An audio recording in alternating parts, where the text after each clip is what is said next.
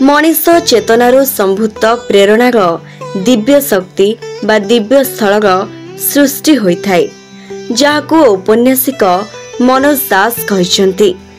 प्राचीन भारतर मुनि ऋषि माने विभिन्न आश्रम मठरे भारत राष्ट्र को एक अनन्य मंदिर रूपे गढ़ी तोड़िथिले। एही संस्कृति हेउछि कलाकृति कालखंडर एक सचेतन बिंदु। आम ना हूँ स्वामी राजराजेश्वरी पुरी महाराज आम गुरुपीठ वाराणसी काशी हनुमान घाट आम जाजपुर 34 वर्ष होगा रहीलुणु। 34 वर्ष भितर आम 15-17 वर्ष होगा ये मठर दायित्व नहीं। ये मठर दायित्व नबार अभिप्राय है कि ये जगह गोटे सिद्ध मठ सिद्ध बट एवं ये सिद्ध बट को लेकिन मठर निर्माण कर महापुरुष मणिदास जिते ये जगह को चूज करते तेणु ये तपस्या करुले सी जन गरीब लोक थे। से गरीब लोक घर था मुगुपाड़ केउंझर। से मुगुपाड़ रु आसी माटे पुओटे बापा एक्सपायर करगला सी आसिकी आमर ये कमलपुर बणिया साई हूँ मामू घर। से आसिकी शगड़ गाड़ी रे माँ पुओ दुज आसिकी ये जगार सब रहिले मामू घरे भारी दैन्यता अवस्था चलला भितर से गाई रखुले। गाई रखु रखु रखु रखु रखु रखु तापर से कौन कले ना छोट काटिया बिजनेस करने चेष्टा कले। से गाई रखिकी ता माँ को भरण पोषण करे।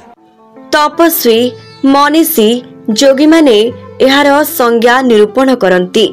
ऋतु बदले आकाश माटीर रंग को भी बदलाउ थाए हेले आदिम संस्कृति परंपरा ऐतिह्य अमर रहे।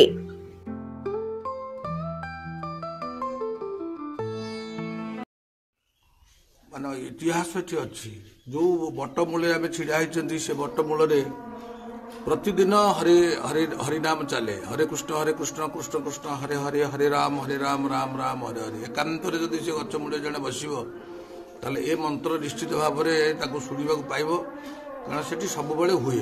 ये प्रभुंर गोटे कृपा अच्छी ता पाखक टे गले आगू टे सिद्ध भट्टर आगू टे देख से अच्छी कौन श्वेत गंगा गुप्त गंगा अच्छी। कि गुप्त गंगार कि खरा कि वर्षा कि शीत सब देखिए से पानी अच्छी नई पोटा चारिपाख किंतु पानी पलि जावा कथा कि पानी जाए ना कारण महापुरुष जो कहीं तुषार्थ व्यक्ति आसती महापुरुष गोटा बाणी था से जगटा खोलीदे संगे संगे पानी बाहर से पानी पियती अग्नि निजे निजे सृष्टि हुए। से भली एक प्राकृतिक सौंदर्य भरा स्थान रे पहुंचीथिला आम कथा आम स्मृति टीम। जाजपुर जिला मार्कंडपुर पंचायत कमलपुर गाँवर 2टी नदीर मिलन स्थल 5 गोछिया मठ अवस्थित। एई मठर पार्श्वरे गुप्त गंगार धार मध्य जाइअछि। खरा वर्षा सबु परिस्थिति रे एठारे जल रही थाए। नदी बेणा बण पार होई मठ दर्शन रे बाहरिथिला आम कथा आम स्मृति टीम। एठारे थिबा बरगछ मूलरे रहिछि अनेक तत्व। ए भागवत बरगछ मूलरे अर्धप्राय राति रे एबे भी हरे कृष्ण हरे राम शुभा जाई थाए। ए मठरे महाप्रभु जगन्नाथ पूजा पाई थांती। जंत्र तंत्र मंत्र 3टी मठ मध्यरु जंत्र मठ अन्यतम अटे। एठाकार बाबांकर अनेक महिमा रहिछि।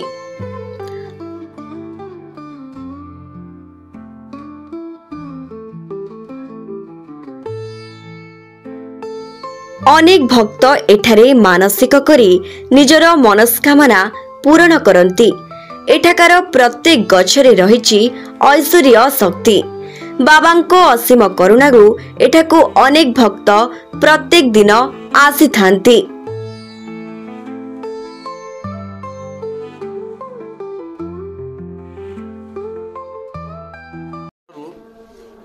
लगभग 750 वर्ष तलर ये पीठ पंचसखा समसामयिक षष्ठ चतुर्थ पीढ़ीर ये हूँ पंचसखा चतुर्थ पीढ़ीर ये हूँ अनुष्ठान बा ये पीठ बहुत विशेषतः निजे स्वयं आमर आसिक पहुँची किए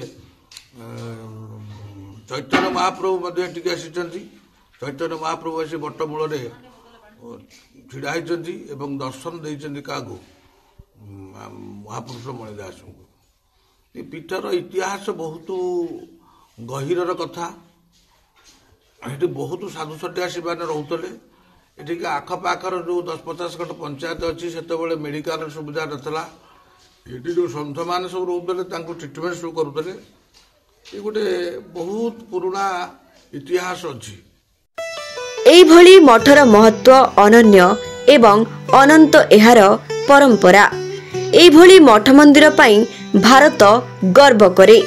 आजिर दुनिया रे मठ मंदिर धीरे धीरे संकीर्ण हो जाउछि। एहार मूल कारण हेला आजिर मनीष व्यक्तिनिष्ठ महादाकक्य भितरे विश्वर रूपकल्प सृष्टि करि पारु नाही।